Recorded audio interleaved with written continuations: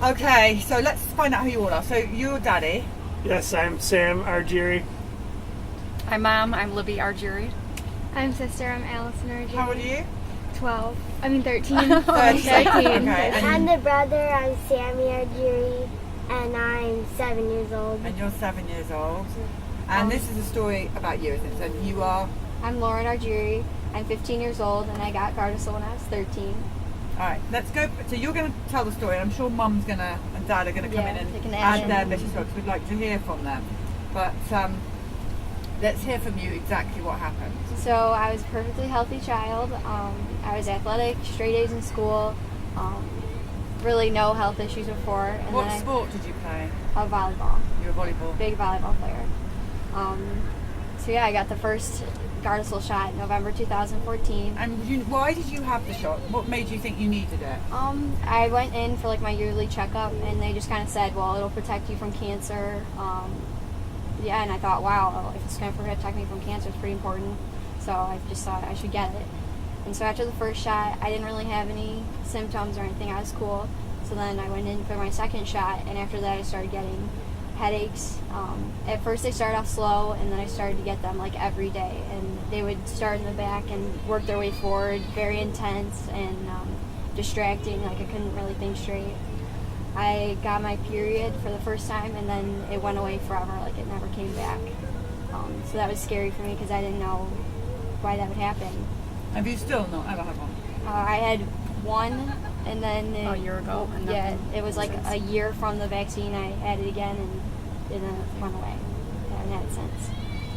And then the abdominal pain. Yeah, I had horrible constipation. Everything I ate made me want to throw up, so I wanted to stop eating, but I was hungry, so I had to. But yeah, I was very nauseous, and it hurt really bad, like right when I ate. And yeah. We initially thought maybe she was having gallbladder issues, but we learned later that that wasn't the case. And then what happened after you had the third injection? I want to go back to the doctor's office. This was a routine checkup when we were all at the start of the year in the fall. Everybody was busy. They had to leave work at school to get this appointment. My wife wasn't very sure about the vaccine and said she wanted more time to think about it. And then the doctor says to her, well, don't you want to protect your daughter from cancer? And as a trusted pediatrician who we loved, basically laid a guilt trip on her, and it was in and done with that appointment.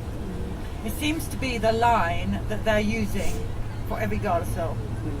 You know, you're a bad parent if you don't do this because your child's going to get cancer. Right. It's a Look at the horrific- commercial that's going on TV now. I mean, it's guilting parents into the vaccine, even though the research does not really support it, and there's so many adverse reactions. But after Lauren had the third injection, she was, my husband took her in because she was having such extreme abdominal pain and headaches. After the third. After We were in gone process. to 7 different doctors, gastroenterologists. Not yet though. But he took her in for the extreme headaches and abdominal pain. And while at that appointment at the pediatrician, they said, while you're here, we need to give you your third Gardasil Yeah, they're injection. not supposed to Let's- vaccinate when you're sick. Right. So let's just go back over that. So at this stage you had 2 Gardasil vaccines. You're feeling really ill with bad headaches. Yeah. Your daddy takes you to the doctor to get some help for your headaches, and they give you another Gardasil. Yeah. They're just like, well, while you're here, might as well get More. the third. Right. All the symptoms. She was Yeah. visibly sick. Immune Yeah, I system had was green compromised. skin, We my were in there hair for was falling multiple out. Like, days. my hair was like straw and no life, and it was just falling out. And that for me, that was depressing because like my hair is my best friend. You know, I love my hair, and it was just terrible. Having extreme muscle spasms and muscle pain. Like I couldn't play volleyball. Like I felt like I was running through jello, and my joints hurt. Like my wrists would randomly hurt, and I know I didn't do anything to them. And yeah, my muscle spasms were terrible. I was on crutches for a day one time because it just kept spazzing out. It was very painful. During practice. And then that week, so she received the third Gardasil injection, and then the following week she was hospitalized for a week. In 1 week we saw 7 doctors. As So my what was the husband said. symptoms after the third?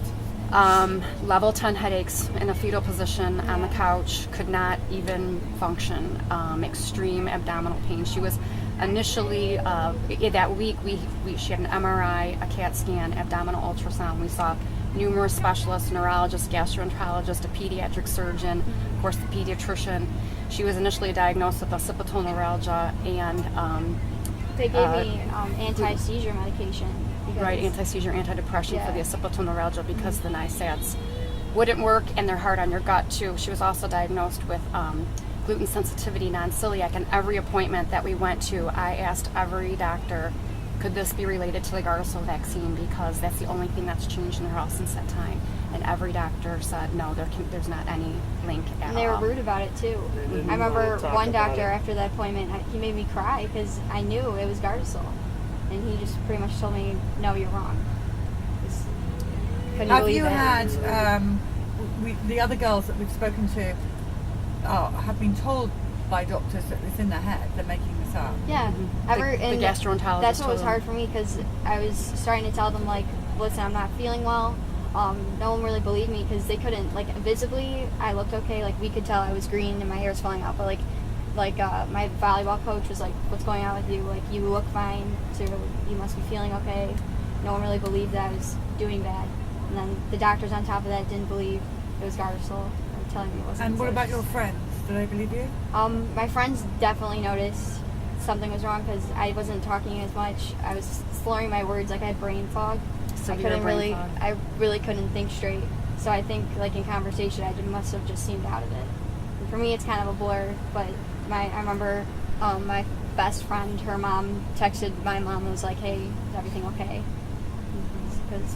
And so that's interesting. So what about her friends' parents that maybe are your friends? Do they think you're crazy, or do they get it? No, now after everything we've been through, we've been sharing the information, and our friends are very supportive. And if they haven't opted to get the Gardasil vaccine for their children, they're opting to not do it after everything we've been through. Lauren was eventually, through a holistic doctor, diagnosed with severe leaky gut. She had 22 food sensitivities. So from a social perspective as well, she can't eat at school. She has to bring her own food. If she goes shopping with her friends, they go out to eat at a restaurant, she has to bring her own food. Can't take any risks with gluten contamination. Gluten, dairy, and eggs seem to be the worst for her.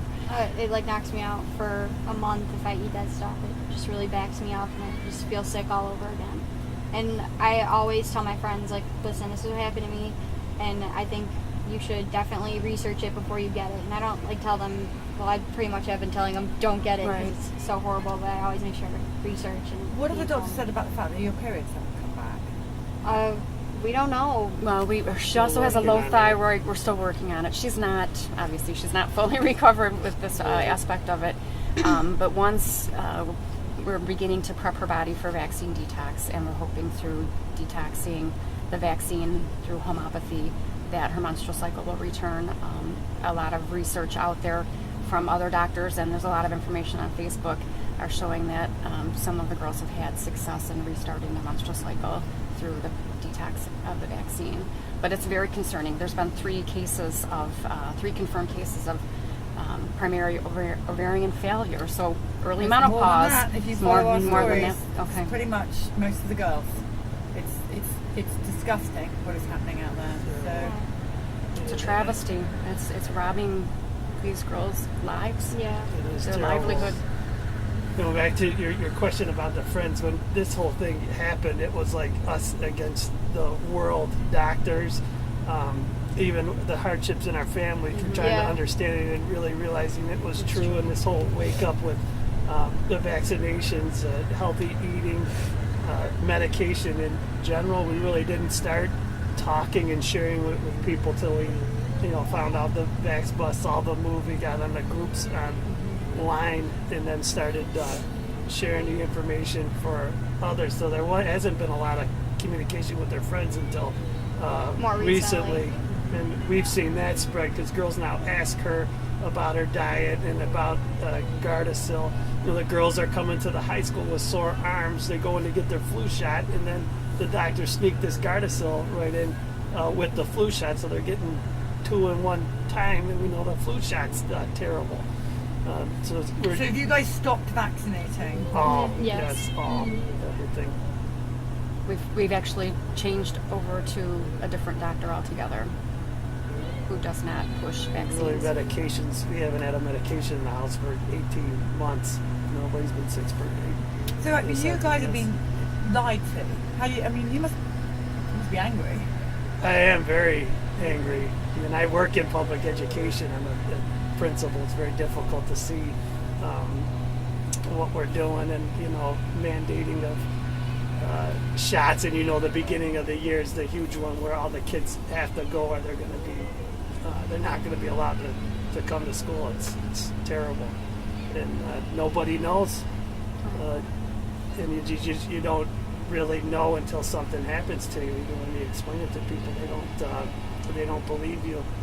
My parents, even some of the old school people, they're all you got to get your shots. You got to get your shots. And we're trying to spread it as much as possible Brainwash. to help it. Yes, brainwashing. And you must agree, having gone through what you've gone through, there is no school. If they mandated in the schools, there's no school worth this. No, Yeah. no, I would never There's wish nothing- this on anyone. We No one agree. We deserves will it. not be going to school. We will not get another shot. Period. Right. We've talked about that. I mean, if mandatory vaccines come to the state or this country, we'll be Well, if I have to looking at get them other to work, I will options. find another So job. you're a principal of a I'm a school. principal at elementary school now.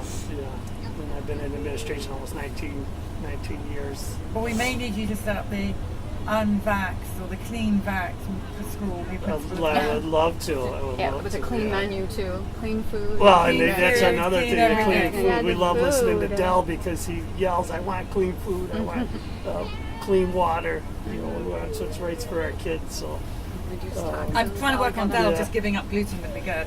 yeah, we'll Yeah. talk to Dell for you on that Yes, one. if you wouldn't mind. Thank you.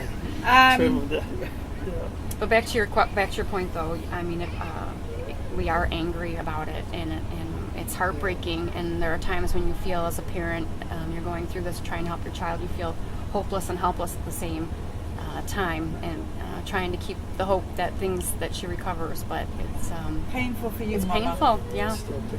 spent hours and hours, and as anyone who's been through this knows, that vaccine injury recovery is not really covered by health insurance either. So trying to raise your family and trying to meet your medical expenses and feed the family the right food to heal, and it's tough.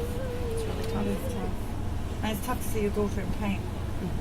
It's very difficult to see your child's daughter suffering, for sure. So what are you going to say when they say you need to have a vaccine? No, I'm not gonna get it. No, good boy.